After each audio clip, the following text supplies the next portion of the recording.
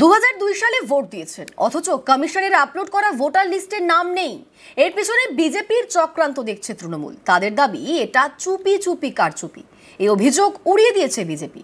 এ নিয়ে জেলা শাসকদের থেকে রিপোর্ট তলব কমিশনের।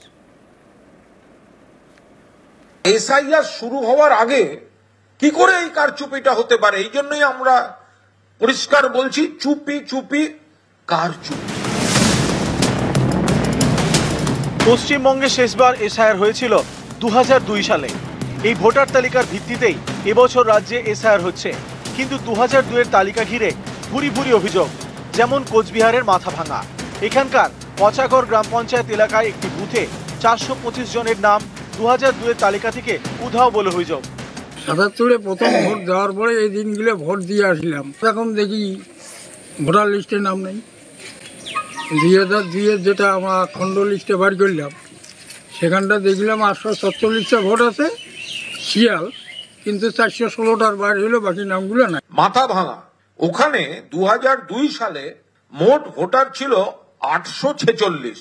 417 নম্বর যে মানুষটি ছিল, সেখান থেকে 841 নম্বর যিনি রয়েছেন এই সিরিয়াল নাম্বার, এদের কোনো ট্রেস নেই।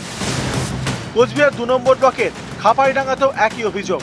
স্থানীয়দের অনেকের দাবি 2002 সালে ভোটার তালিকায় তাদের নাম ছিল। 2024-এর লোকসভা নির্বাচনে ভোটও দিয়েছেন, কিন্তু এখন ভোটার তালিকায় নাম নেই। Booth number 2, Natabari assembly constituency, Cooch Behar. 2002-এর যে ভোটার লিস্ট, তাতে 717টি নাম ছিল। এটা হচ্ছে সেই হার্ড কপিটা। কিন্তু এখন যে অনলাইন যেটা আপলোড করা হয়েছে, ওই একই বুথে সেখানে দেখা যাচ্ছে 140। এই 2002-এর ভোটার লিস্ট বলে যেটা এখন ওয়েবসাইটে আপলোড করা হয়েছে, তাতে বিপুল পরিমাণ ভোটার নেই। এটা কি করে হতে পারে? তারা কোথায় যাচ্ছেন? তার ব্যাখ্যা কোথায়? আর এসআইআর শুরু হওয়ার আগে কি করে এই কারচুপিটা হতে পারে? এই জন্যই আমরা পরিষ্কার বলছি, চুপি চুপি কারচুপি। যে কোনো পদ্ধতি করতে গেলে ত্রুটিগত সমস্যা আসতে পারে। সেই সমস্যার ক্ষেত্রে নির্বাচন কমিশনকে জানাতে হবে।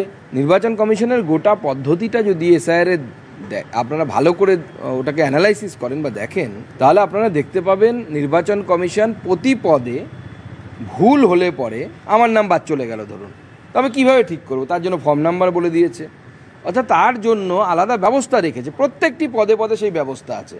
সেই ব্যবস্থার লাভটা নিতে হবে তৃণমূল কংগ্রেসকে। তৃণমূল কংগ্রেস তাদের যদি অভিযোগ থাকে, অভিযোগের পরিপ্রেক্ষিতে তারা নির্বাচন কমিশনের কাছে তাদের বক্তব্য রাখবে, নির্বাচন কমিশন উত্তর দেবে।